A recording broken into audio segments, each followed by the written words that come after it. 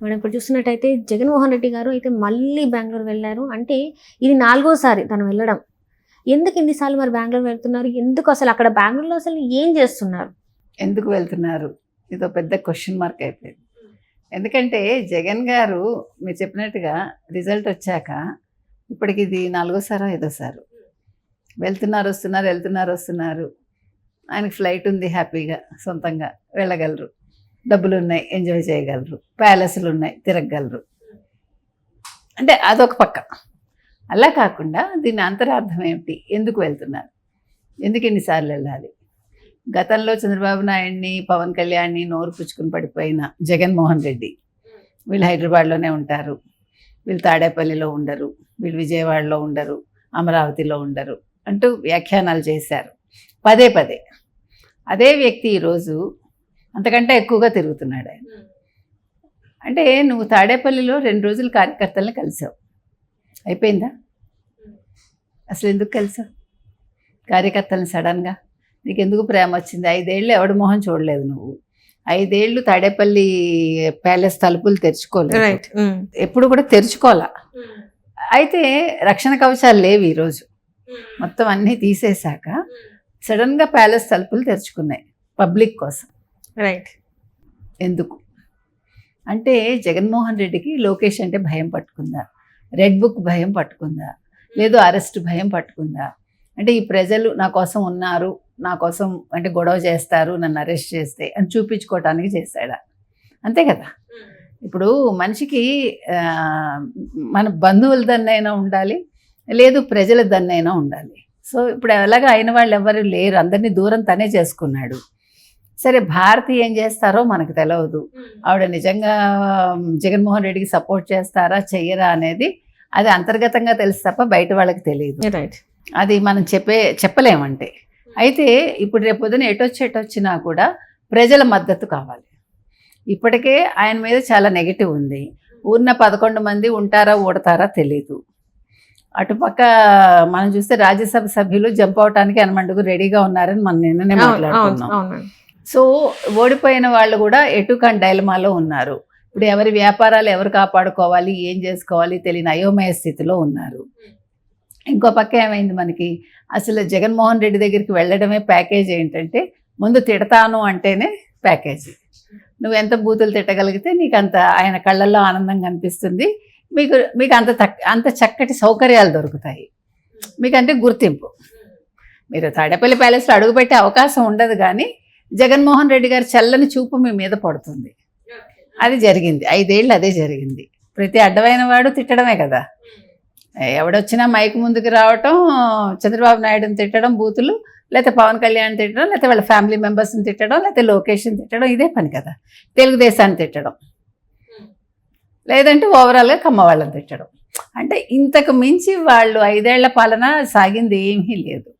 ఇటువంటి నేపథ్యంలో నిన్న తెరుచుకున్నాక, నిన్న మనం చూసాం కూడా, అందరూ చాలా ట్రోలింగ్లు వచ్చాయి, మళ్ళీ ముద్దులు మొదలయ్యాయి, మళ్ళీ బుగ్గలు పుణకడాలు మొదలయ్యాయి, ఈ దరిద్రం చూడలేకపోతున్నామని మనం కమెంట్స్ అన్నీ కూడా చూసాం మనం. సో ఈ ప్రస్తావనలు అన్నీ అయిపోతే, మొన్నను వెళ్ళాడు, ఢిల్లీ వెళ్ళాడు, ధర్నా చేశాడు, ఎందుకు చేశాడో ఆయనకే తెలియదు, అవన్నీ చూపించాడు. మళ్ళీ పునః 36 మంది గురించి మళ్ళీ మాట్లాడారు ఎవరైనా? ఎవరు మాట్లాడలేదు. తనే, అదే నేను అనేది మాట్లాడడానికి వైసీపీ వాళ్ళు 36 మంది అన్నావు. 36 మంది లిస్టు ఇంతవరకు నువ్వు నీ సాక్షి పత్రికకి ఇవ్వలేదు, బయట వాళ్ళకి ఇవ్వలేదు. పోనీ బయట వాళ్ళకి ఇవ్వలేదు, నేషనల్ మీడియాకి ఇచ్చావా? నువ్వు వెళ్ళింది నేషనల్ మీడియాలో పడాలని. ఆ రిపోర్టర్ అడిగితే కూడా నువ్వు అవన్నీ చూడు అంటూ ఏదో మాట తప్పించడానికి చూసావు తప్ప నువ్వు లిస్ట్ ఇవ్వలేదు. ఇక్కడ ప్రెస్ మీట్ పెట్టావు, ఇక్కడ ఇవ్వలేదు. అసలు మళ్ళీ ఆ ప్రస్తావన లేదు, చూసారా మీరు? ఆ ఎగ్జిబిషన్ ప్రస్తావన లేదు, ఆ వీడియోస్ ప్రస్తావన లేదు, ఏదీ లేదు. అవునా కాదా?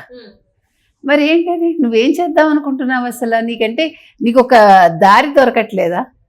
నీకు అయోమయంలో ఉన్నావా? లేదు కేసుల నుంచి బయటపడాలనుకుంటున్నావా? అసలు నీకు ఏం కావాలి? దీనికోసం నువ్వు తాడేపల్లి వదిలేసి వెళ్తున్నావా? అంటే తాడేపల్లిలో నీకు భయం. అందులో ఇప్పుడు సెక్యూరిటీ తగ్గింది అంటే సొంత సెక్యూరిటీ పెట్టుకున్నాడు ఆయనకి ఇవ్వాల్సిన సెక్యూరిటీ ప్రభుత్వం అయితే ఇచ్చింది, అది సరిపోవట్లేదు. మనిషి పిరికివాడు. ఇప్పుడు షర్మిల నిన్నటి వరకు ఏకి పడేస్తోంది. ఆవిడ ఒక్క అవకాశాన్ని కూడా వదులుకోవట్లేదు సొంత చెల్లెలు. పార్టీ వాళ్ళు బయటకు వస్తున్నారు కానీ ఇదివరకుట్లాగా మాట్లాడే అంత ధైర్యం ఆవిడకి లేదు. మాట్లాడుతున్నారు, ప్రెస్ ముందుకు వస్తున్నారు ఒకళ్ళిద్దరు. మీరు చూసారంటే అంబటి రాంబాబుని కేతిరెడ్డి ఏకి పడేశాడు ఇవాళ.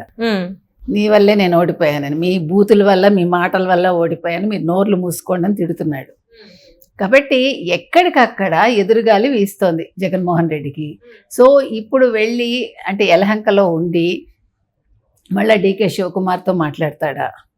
అంటే కాంగ్రెస్ కూటమిలోకి వెళ్ళాలని కదా ప్రయత్నం. అంటే అదే విలీనం చేస్తారని కొంతమంది, లేక కూటమిలాగా ఉంటారని కొంతమంది అని ఇప్పుడు మాట్లాడుతున్నారు. విలీనం చేస్తానంటే ఇప్పుడు విలీనం చేసిన ఎంతమంది ఉన్నారు? 11 మంది ఉన్నారు. 11 మందిలో 3-4 లేకపోతే 4-5 ఏ జనసేనకో బీజేపీకో వెళ్ళిపోయారు అనుకోండి, 5-6 తీసుకున్నారు అనుకోండి, వాళ్ళకి ఏంటి ప్రయోజనం? ఇప్పుడు అంటే ఇక్కడ రాజ్యసభలో అయితే సపోర్ట్ ఉంది కదా, రాజ్యసభ నుంచి కూడా వాళ్ళు బీజేపీకి వెళ్ళిపోవటానికి విజయసాయి రెడ్డి జంప్ చేయడానికి రెడీగా ఉన్నాడని నిన్ననే కదా అన్నాం.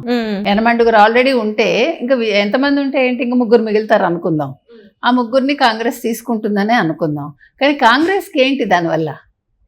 ఇప్పుడు కాంగ్రెస్కి ఒక ప్రయోజనం ఉండాలి కదా. ఇప్పుడు నువ్వు వస్తున్నావు అంటే పార్టీకి, తీసుకునే పార్టీకి ఒక ప్రయోజనం ఉండాలి కదా. ఏముంది ప్రయోజనం? ఇప్పుడు 5 ఏళ్ల వరకు మళ్ళీ ఎన్నికలు లేవు. జగన్మోహన్ రెడ్డికి చూస్తే కేసులు రెడీగా ఉన్నాయి. ఇప్పుడు జైలుకి వెళ్ళిపోయేవాడిని తీసుకెళ్ళి పెట్టుకుని డీకే శివకుమార్ ఏం చేస్తాడు? వీటి నుంచి తప్పించుకోవడానికి సపోర్ట్ చేస్తుందమ్మా. ఇప్పుడు కాంగ్రెస్ దగ్గరికి అంటే ఇక్కడ బీజేపీ ద్వారాలు మూసుకుపోయాయి కాబట్టి, బీజేపీ కూటమిలో ఉంది కాబట్టి ఒక దన్ను కోసం లేదా ఒక అండాదండ కోసం కాంగ్రెస్ దగ్గరికి వెళ్తున్నాడు. అంటే అవసరమైతే కాంగ్రెస్ నన్ను పట్టించుకుంటుంది, నా వెనకాల ఉంటుంది అనే ఒక్క విషయం కోసం కాంగ్రెస్ దగ్గరికి వెళ్తున్నాడు. అంటే మనిషి ఓడిపోయినట్టేగా. జగన్ ఓడిపోయాడు కదా. నిజంగా కాంగ్రెస్ తోటి పొత్తు పెట్టుకున్నా, లేదు కాంగ్రెస్లో విలీనం చేసినా, ఏ రకంగా చూసుకున్నా జగన్మోహన్ రెడ్డి ఓడిపోయినట్టు. ఎందుకంటే ఆ రోజు నువ్వు ఎదిరించి వచ్చి నేను చాలా ధైర్యవంతుడిని, మాట తప్పను మడమ తిప్పను అని చెప్పి వైఎస్ఆర్సీపీ పెట్టినప్పుడు నువ్వు నీ తండ్రి లెగసీని కొనసాగిస్తానని చెప్పావు. నువ్వు చెప్పినప్పుడు ఈ రోజు నువ్వు చేసే పని, ఒకవేళ నిజంగా నువ్వు కాంగ్రెస్లో చేరినా లేదు కాంగ్రెస్లో విలీనం చేసినా నీకు ఇంకా ఏమీ గుర్తింపు లేదు. అప్పుడు నువ్వు జగన్మోహన్ రెడ్డి అనేవాడు ఇంకా ఏమీ లేనట్టు లెక్క అప్పుడు. కాబట్టి ఓడిపోయినట్టు లెక్క. ఏది ఏమైనా ఇవాళ అక్కడ ఏదో మంతనాలు అయితే చేస్తున్నాడు. కాబట్టి అది ఏంటి అనేది మనం ఎదురు చూడాలి. ఒకటి కాంగ్రెస్లో విలీనం చేస్తాడా, తర్వాత కుమారస్వామితో కూడా ఏమన్నా మాట్లాడతాడా, ఇప్పుడు అందరినీ దగ్గరికి చేర్చుకోవడానికి ప్రయత్నిస్తున్నాడు అంటే తనకి సపోర్ట్ ఇవ్వటానికి. ఇప్పుడు ఇటుపక్క ఇప్పుడు సిబిఐ కనుక కేసులు ఓపెన్ చేసిందంటే రోజువారీ అలాగా హైదరాబాద్లో మొదలైంది అనుకోండి, అప్పుడు ఏం చేస్తాడు? ఇంకా ఇక్కడ శ్వేతపత్రాల మీద రిప్లై ఇవ్వలేదు, శాసనసభకి రాడు. ఇంకో పక్క ప్రత్యేక హోదా గురించి మాట్లాడతానంటాడు, మాట్లాడు. మరో పక్క నాకు ప్రతిపక్ష హోదా కోసం కోర్టుకు వెళ్ళాడు, అది తీర్పు రావాలి. ఇవన్నీ తేలేలోపు ఇప్పుడు ఏం చేయాలి అనే ఒక ఆలోచనలో యలహంకకి వెళ్ళి అతను ఫర్దర్గా అంటే ఫ్యూచర్ అంటే ఏదైనా ప్లాన్స్ మాత్రం రచించడానికి అక్కడికి వెళ్ళి కూర్చుని ఆలోచిస్తున్నాడు.